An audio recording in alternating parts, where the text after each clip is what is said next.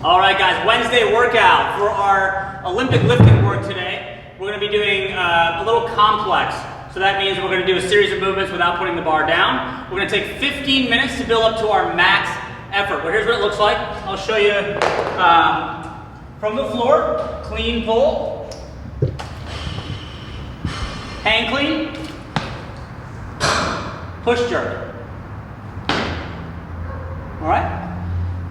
So we're going to build up to our max load for that particular movement. So always, this is complex stuff. So depending on your comfort level, your experience level, I'll break it down more for the beginners here, okay? The clean pull off the ground is really about learning body position and timing. So when the bar starts on the ground, when it's about this height, we'll always say chest up, okay? We want to keep the chest as vertical as we can, keeping that back nice and tight, okay? As you pull the bar past your knees, the shoulder and the hip should move together. Okay, and this part I tell people is not slow. There should be a change of speed. It's slow as you get up towards the pockets area, right before your hips extend. That's when it gets fast.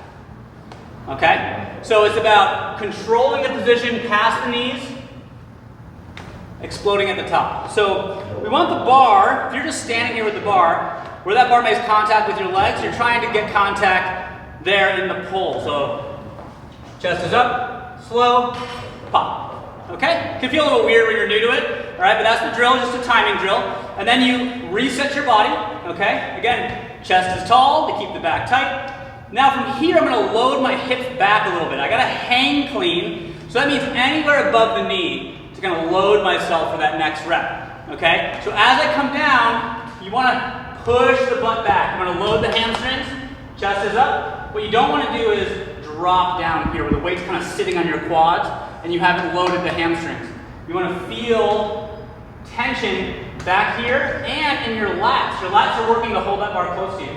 Okay? So you load into a clean. Okay?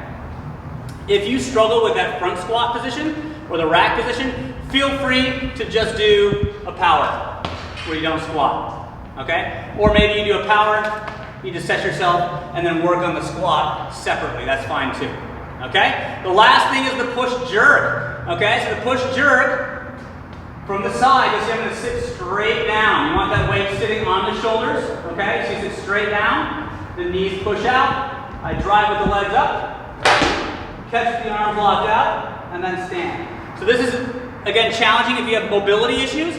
If you're really tight overhead where a push-jerk position is hard, you can do a split position, is easier on the shoulders, or for the newer athletes, you can just do a push press, still focusing on the legs, driving the weight. You just dip and drive and press overhead, okay? Good tight belly, good lockout overhead, okay?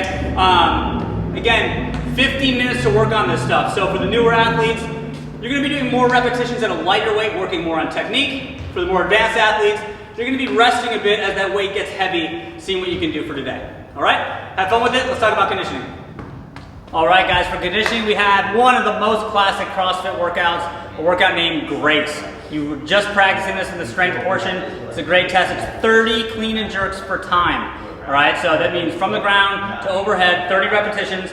The prescribed weight is 135 for guys, 95 for women. This should just be moderate weight. Something, again, you can move through quickly. There is a 6-minute time cap, if that gives you some idea. Best athletes in the world can do this workout in about a minute, okay? But we want good technique as well. So find something you're comfortable with. And most people here, most average athletes are going to be doing single reps, meaning while we have the bumper plates on, we're going to be dropping that weight from overhead. So I'll show you the most efficient way to do it, okay? It's going to look like this. Watch. I set myself up, chest up, and drop.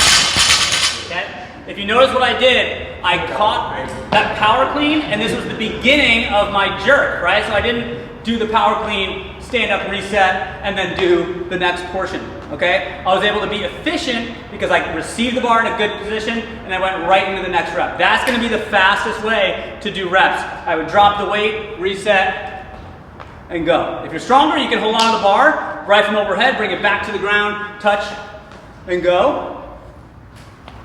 Okay? Again, this is the most efficient way, but if you're newer, take time every single rep. Set up, stand, reset, and do your jerk. Okay? Again, it's okay to go on the lighter side if you're new to this. Set a baseline so we can retest this and see how much fitter you get. When you're done with this, we're going to add in a new feature, which is the finishing part of our workout for today. All right, guys, so we're introducing a new concept. It's not totally new, but we're calling them finishers for days where certain athletes might finish earlier than others, giving some extra work you can get into right after the conditioning, mostly going to be core accessory work kind of stuff. So for today, we have two movements. One is the side plank with hip abduction, or just a leg raise. So side plank stuff, you can do a couple different ways. You can go on your forearm, okay? Just make sure that your hips are totally open and high, or you can go on the palm, okay? Either one is fine, okay? But again, hip is totally tall. If this is hard for you, you can just hold here for about 20 to 30 seconds. What we'd like to see you do is some leg raises, hip abduction. So keeping the toe pointing straight forward or slightly down, you're gonna lift the leg 10 to 15 reps on each side, okay? So that's gonna be our side plank work, coupling that with some flutter kicks in a hollow hold. So hollow hold is when our low back is touching the ground, okay? We're extended, and we're gonna be doing some flutter kicks, okay? Now, if you grab a weight, if that's reasonable for you to do, you can hold some weight over your head while you do the flutter kicks as well, okay? So that's your two finishing moves. Have fun with it, guys. Good full day.